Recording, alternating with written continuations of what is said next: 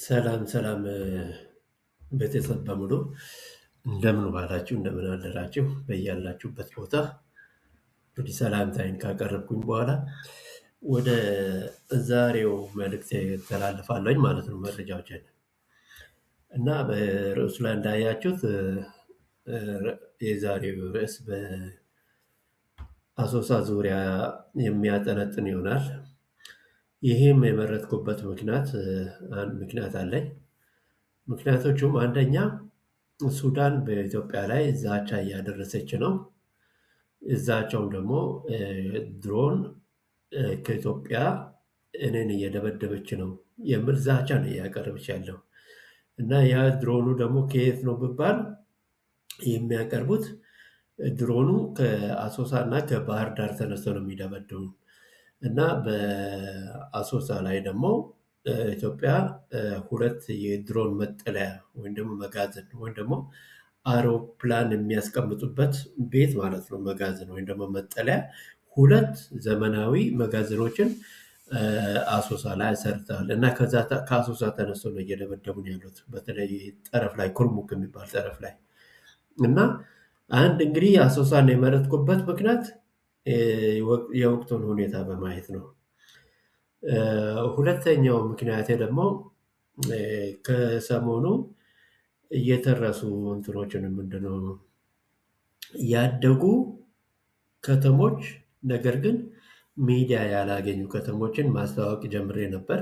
በመሀል የመካከለኛው ምስራቅ ጦርነት ተነሳና ሀሳቤን በቃ ወቅታዊ ስለሆነ ወደዛ ዘርኩኝ ማለት ነው እና አንዳንዴ ወቅታዊ ሁኔታዎችን ከዛ በኋላ ጋፕ ስል ደግሞ እንደዚህ የተረሱ ከተሞችን ለማስተዋወቅ አላማ ይዟል። እንግዲህ ፍላጎት አለው። እንግዲህ አስተያየታችሁንም እፈልጋለሁ ማለት ነው። በዚህ ላይ ደስተኛ ኢንትረስት ካላችሁ ወይ ደግሞ አያስፈልግም የምትሉ ከሆነ የራሳችሁን ደግሞ አስተያየት መስጠት ትችላላችሁ። የእኔ ሀሳብ ግን እንደዛ ነው። የተረሱ ከተሞችን ያደጉ የተረሱ ሚዲያ ያላገኙ ማለት ነው እና በዚህ ምክንያት እንግዲህ ባለፈው ጊዜ የአምቦን ከተማ አቅርቤላችሁ ነበር።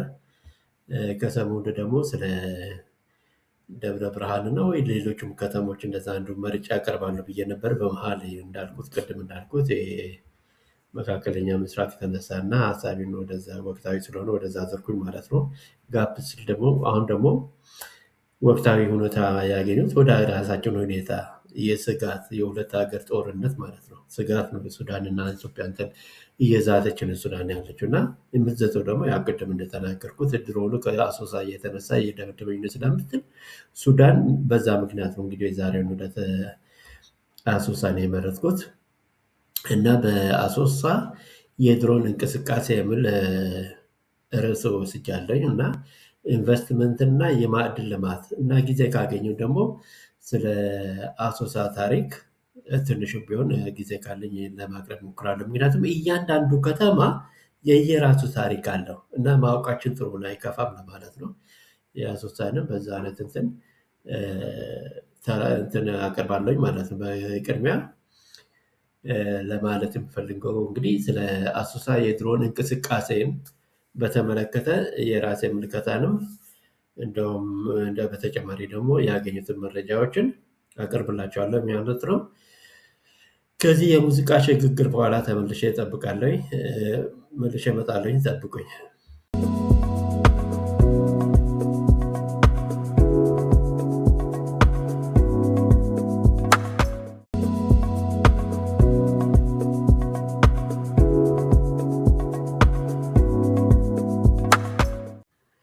እሺ እንግዲህ ተመልሼ መጥቻለሁኝ።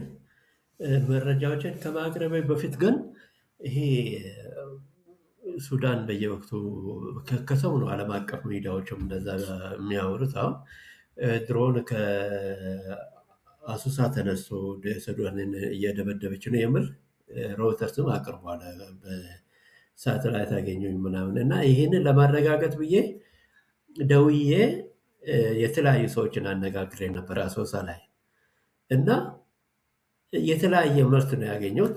የተረጋገጠ ምርት አላገኘሁም እስካሁን ድረስ። ባለፈው ጊዜም እንደዛ አቅርቤላችሁ ነበር። ይህም አንዳንዶቹ አለ ይላሉ፣ አንዳንድ የዛው የከተማ ነዋሪ ሆነው እንግዲህ የከተማ ነዋሪ ሆነው አለ የሚሉትም አሉ። አንዳንዶቹ ደግሞ የለም የሚል እንትን ነው ያገኙት መልስ።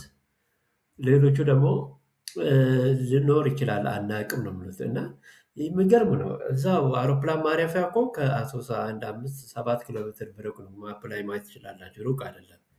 እና ከአውሮፕላን ማረፊያው ትንሽ ገባ ብለው ነው። እና ይሄንን እንግዲህ በምስጢር እንደዚህ አይነት ግዙፍ መጋዘን መስራት ከቻለ ብልጽግና ምን አይነት ምስጢረኛ መንግስት እንደሆነ ማወቅ ይቻላል። እንኳንስ ዩሮፕ እዛ ከተማ ነዋሪ ሆነው እንኳን አያውቁትም።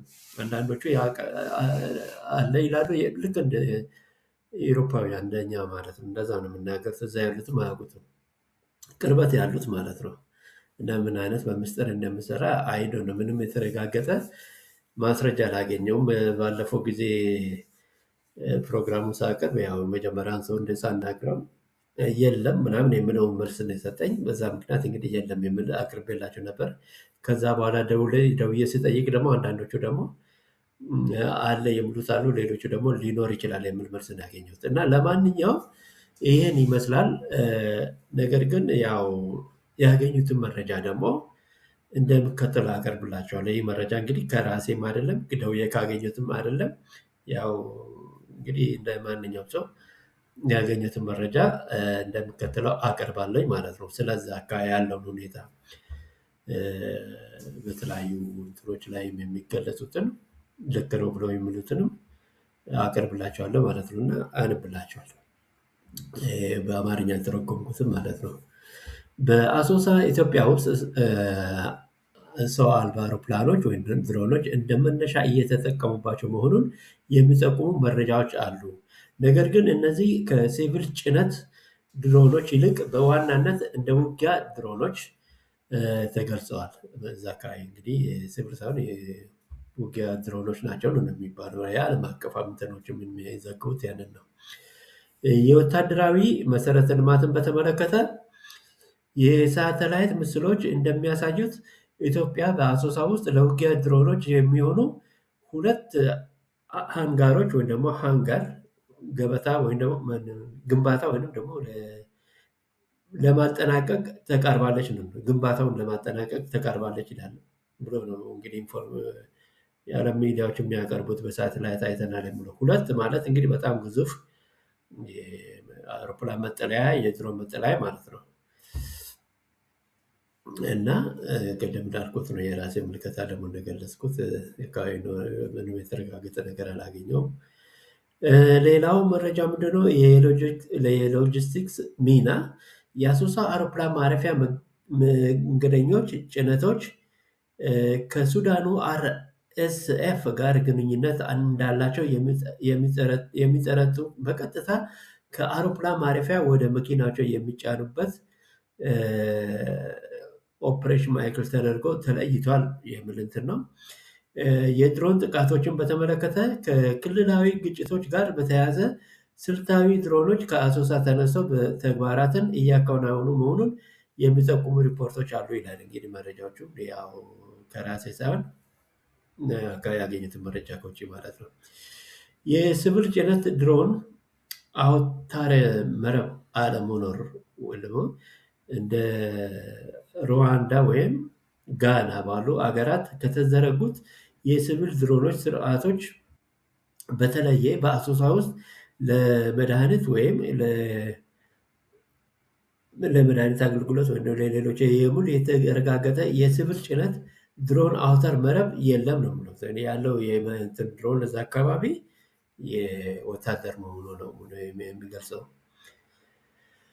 በአጠቃላይ በአሶሳ የድሮን እንቅስቃሴ መኖሩ እውነት ቢሆንም በአሁኑ ጊዜ ከንግድ ጭነት ይልቅ ከወታደራዊ ሎጂስቲክስ እና ከክትትል ጋር የተያያዘ ይመስላል የሚለው ነው አንደኛው መረጃ ያለኝ። ኤኒዌይ እንግዲህ ያው እኔም እንደናንተ ነኝ። ያው እናንተም ደውላችሁ ማረጋገጥ ትችላላችሁ። እኔም ደውዬ ያረጋገጥኩት ነገር የለም። ያው የተለያየ መልስ ነው እስካሁን ድረስ የማገኘው። የድሮኑን እንቅስቃሴ በአሶሳ አካባቢ ያለውን የድሮን እንቅስቃሴ በተመለከተ ይህንን ነው።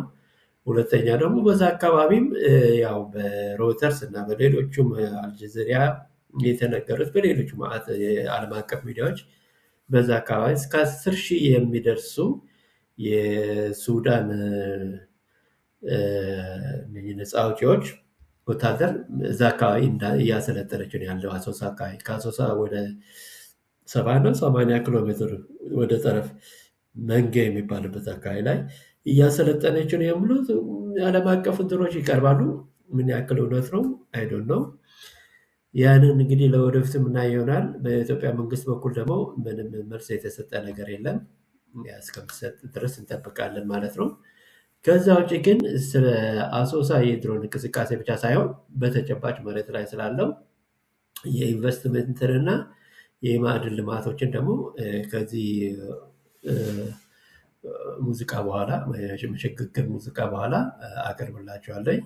እንግዲህ ሁል ጊዜ ስለ ጦርነት ስለ ውጊያ ምናምን ይሰላቻል። አንዳንድ ደግሞ ስለ ኢንቨስትመንት ስለ ማዕድን እና ሌሎችም ያሉትን ነገሮችን በዛ አካባቢ ከተማውን ደግሞ እንዳያችሁት ብዙ የኢንቨስትመንት እንቅስቃሴ መኖሩን ያሳያል ፒክቸሩ ላይ።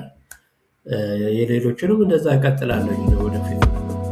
አሁን ለአሁኑ ስለ አሶሳ ማቀርብላችሁ ከዚህ ሽግግር ሙዚቃ በኋላ ተመልሼ እመጣለሁ።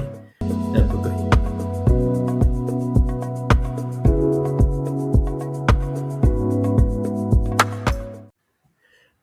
ተመልሼ መጥቻለሁኝ። እንግዲህ ያው እንደምታዩት ከተማዋ ውብ ናት፣ ግን እያደገች የሆነ አድጋለች ሳይሆን ያው እያደገች ካደጉት ከተማዎች እያደጉ ካሉ ከተማዎች አንዷ ናት። ግን ብዙ ሚዲያ ስላላገኙ አይታወቅም። አሁን አሶሳ እንደዚህ ሆና እንደሆነች አይታወቅም። ልክ ትንሽ ከተማ የሆነች እንትን ነው የሚመስለው እና ልክ ለምሳሌ ኢሮፓውያን አዲስ አበባን እንዲሁ እንደ ባለ ሀገር ምናምን አድርገው እንደምስሏት በደርግ ስላሴ ጊዜ አሁንም አሶሳም እንደዛ ወይ ደግሞ ሌሎችም አምቦም ይሁን ደብረ ብርሃንም ይሁን ብዙ አለው በጣም ያደጉ ጅግጅጋም ብዙ አሉ እና አሶሳም አንዷ ናት። እንግዲህ ግን ብዙ ሚዲያ ስላላገኙ እንደዛ አይገምትም። ሰው እንዳደገች ከተማ አድርጎ አይገምቱም ለማለት ፈልጌ ነው። እና እንደምታዩት ፒክቸሩ ደህና ናት። ያን ያክል የገጠር ከተማ አይደለችም ለማለት ነው። ደህና ከተማ ናት ለማለት እና ይሄንን ለማስተዋወቅ ነው። እንደዚህ አይነቶቹ ከተማዎችን ለወደፊቱ ለማስተዋወቅ እቅዱም አለኝ እና ለማንኛውም ወደ ዋና ፖይንት ልምጣና ስለዚች ከተማ ስለ ማዕድን ልማቷ፣ ስለ ኢንቨስትመንቷ፣ ስለ ኮሪዶሯ እንደሚከተለው አነብላችኋለሁ ማለት ነው ባገኙት መረጃ መሰረት። እንደዚህ ይላል እንግዲህ ያው መረጃው በምዕራብ ኢትዮጵያ የቤኒሻንጉል ጉሙዝ ክልል ዋና ከተማ የሆነችው አሶሳ የሚደረጉ ኢንቨስትመንቶች በዋናነት በክልሉ የበለጸጉ የተፈጥሮ ሀብቶች ማለትም በማዕድንና በትላልቅ እርሻዎች ላይ ያተኮሩ ናቸው። ክልሉ የታላቁ የኢትዮጵያ ህዳሴ ግድብ መገኛ በመሆኑ የግድቡ ግንባታ መሰረተ ልማትን በማሻሻል የኃይል አቅርቦትን በማሳደግ እንዲሁም ለኢኮኖሚያዊ ሽግግር ትልቅ አስተዋጽኦ እያበረከተ ይገኛል። በአሶሳ እና በዙሪያ ያሉ ዋና ዋና የኢንቨስትመንት ዘርፎች የሚከተሉት ናቸው። ማዕድንና ሚኔራሎች። አሶሳ የውጭ ቀጥታ ኢንቨስትመንት ለመሳብ ከፍተኛ ተስፋ የሚጣልባት የማዕድን ቁፋሮ ማዕከል ነው። ወርቅ በአካባቢው ከፍተኛ የወርቅ ክምችት መኖሩን የሚያሳዩ እንደ ኩምሩክ የወርቅ ማዕድን ያሉ ግዙፍ ፕሮጀክቶች በመካሄድ ላይ ናቸው። ሌሎች ማዕድናት እብነበረድ፣ ግራናይት፣ የድንጋይ ከሰል፣ ቦራክስ እና ክሎሪን የማውጣት ሰፊ እድሎች አሉ። የምርምር ትብብር አሶሳ ዩኒቨርሲቲ ለኤክስፖርት የሚሆኑ ዳይሜንሽናል ስቶን ምርትን ለማሻሻል ከማዕድን ኢንዱስትሪ ልማት ኢንስቲትዩት ጋር በትብብር ይሰራል። በዚህ ላይ ተጨማሪ ደግሞ ቀደም ያገኟቸው መረጃዎች አሉ ስለ ወርቅ ማዕድኑ ከ500 ሚሊዮን ዶላር በላይ በሆነ ነው። ሌሎችም እንደ 700 ሚሊዮን ዶላር የሚሉትም አሉ።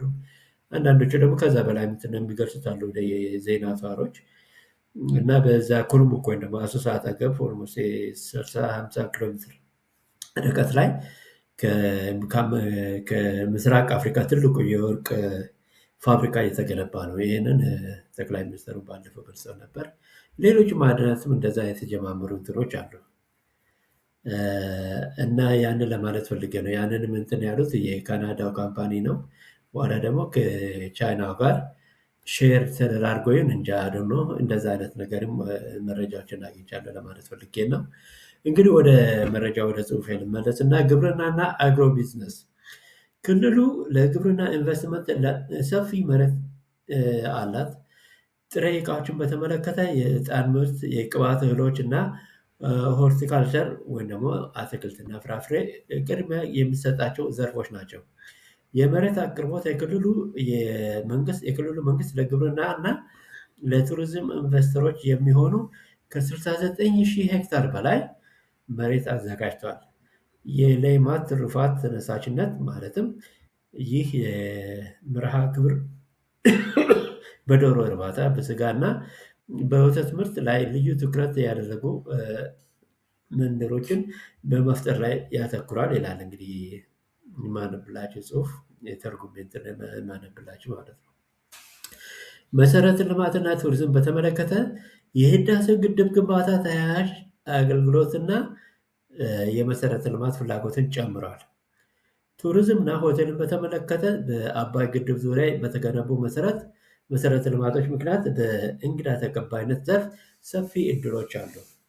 የአገልግሎት ልማትን በተመለከተ የክልሉ እድገት በአሶሳ ውስጥ የኮሪደር ውጤት በመፍጠሩ ለንግድ ተቋማት እና ለተለያዩ አገልግሎቶች ያለውን ፍላጎት እያሳደገው ነው። ፈጠን እያልኩ የማነበው እንግዲህ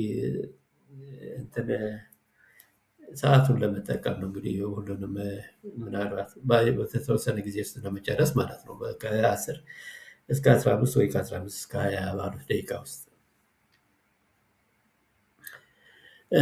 የኢንቨስትመንትን ሁኔታ እና ድጋፍን በተመለከተ የኢትዮጵያ መንግስት ኢንቨስተሮችን ለመሳብ የተለያዩ ማበረታቻዎችን እያቀረበ ይገኛል እና እንግዲህ በዛ አካባቢ ብዙ የኢንቨስትመንት አማራጮች እንዳሉት ከብዙ መረጃዎች ለማግኘት የቻልኩት እና ከተማዋ ደግሞ በጣም እያደገች ነው። ኮንስትራክሽን በብዛት እየተሰራ ነው።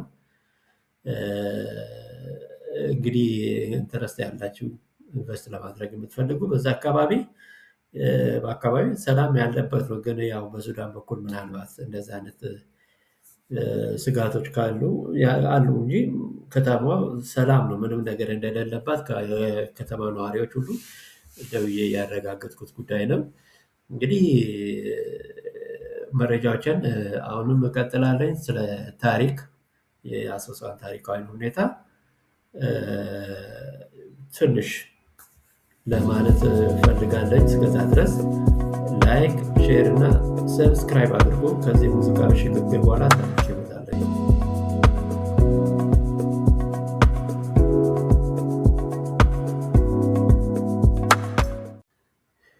ተመልሼ መጥቻለሁ።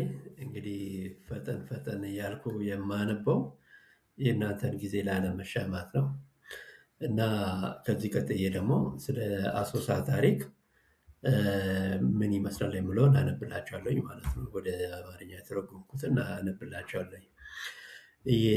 ኦኬ።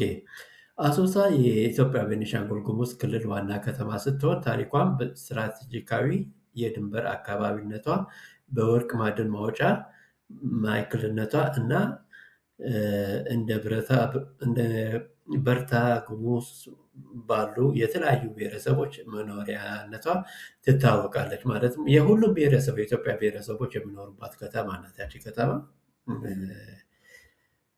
ኢንፎርሜሽን ካላቸው አላቅም፣ በተለያየ ጊዜ በሚዲያዎችም ያው ሲገለጽ ነበር። ከዛም ማወቅ ይቻላል የሁሉም የህብረተሰብ ወይም ደግሞ ብሔረሰብ መናኸሪያ ልክ እንደ ሀረር፣ እንደ አዲስ አበባ ሐዋሳ ብዙ የብሔር ብሔረሰቦች የሚኖሩባት ከተማ ናት። እሺ የጥንታዊ ታሪክ እና ንግድን በተመለከተ የኢኮኖሚ ማዕከል ከተማዋ ከሱዳን ድንበር አቅራቢያ በመገኘቷ ብዙ ምዕተ ዓመታት ወሳኝ የንግድ ማዕከል ሆና አገልግላለች። በዋነኛነት የወርቅ ማዕድን ማውጫ ማዕከልነቷ ትታወቃለች። የከተማዋ መሰረት እንግዲህ ከተማ የተመሰረተችው ለማለት ነው። አካባቢው ለረጅም ጊዜ የሰፈራ ቦታ የነበረ ቢሆንም የአሶሳ